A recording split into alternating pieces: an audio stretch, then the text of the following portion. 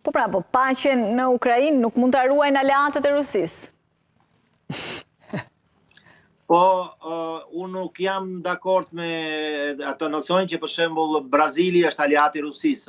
Brazili është një shtet për shembull, si shembull, është një shtet neutral që ka marrëdhënie shumë të mira me Bashkimin Evropian, me Shtetet e Bashkuara, por dhe me Rusinë.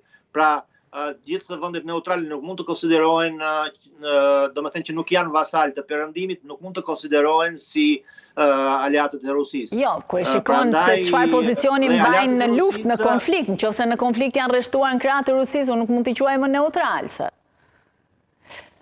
Kush është arrestuar në krah të Rusisë? Brazili? Po. Brazili s'ka qenë, jo, s'është e vërtetë.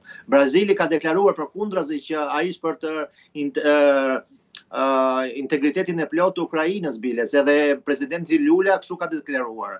Edhe Kina deklaron në mënyrë të tillë de jure. Biles, pala kineze ka bërë së fundi para një muaji 2 kontrata me Ukrainën për themi prodhimet blegtorale dhe bujqësore dhe një tjetër gjithashtu në fushën ekonomike. Pra, edhe Kina që e marrin si aleat të Rusisë ka furnizuar dhe ajo me teknologji dhe me drone si njërën palë ashtu dhe palën tjetër. Ja, në Ukrainë nuk e ka furnizuar ndonjëherë me dronas me pajisje ushtarake. Rusin po, në të kundërt, po kjo është muhabet tjetër. Sa i përket me detalje për pjesë ushtarake ka furnizuar edhe Kina.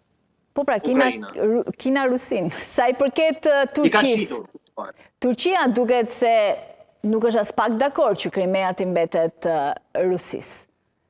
Është ky një problem për Rusin, pozicionimi i Turqisë?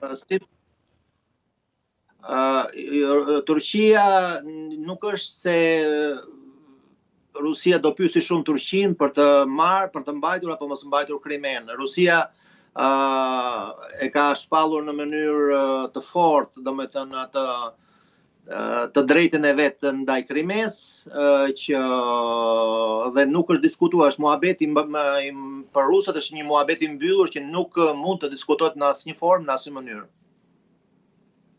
Kjo nuk i cënon marrëdhëniet në Siri për shembull? Ku Turqia duket se ka një janë dominim? marrëdhënie interesante, po. Po, në Siri ka marrëdhënie shumë interesante, domethënë kur u përmbys regjimi i Asadit, të gjithë thoshin që Rusia do të heqin bazat e tjera e tjera. Tashti kanë filluar të bëjnë marrëveshje, biles edhe presidenti i ri sirian Al-Giuliani deklaroi që Rusia është një faktor i rëndësishëm në rajon dhe ata kanë edhe pala ruse, pavarësisht se ashtu si dhe Perëndimi në fakt, për hir të së vërtetës, duhet thënë dhe kjo, që nuk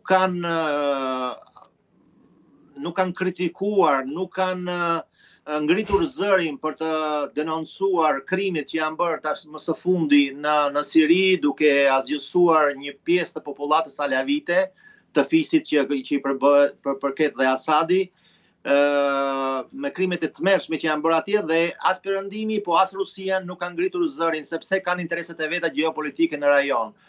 Prandaj këtu në Siri me sa duket kjo është një lojë shumë afatgjatë dhe secili shikon intereset e veta gjeopolitike. Rusia ka bazën atje që duhet ta konservojë, ta ruajë dhe prandaj me sa duket edhe janë më të butë me këtë regjimin e ri sirian. Të falenderoj shumë që ishe sot me ne. Të presim çfarë do të ndodhë në Arabinë Saudite. Mirupafshim, falenderit juve.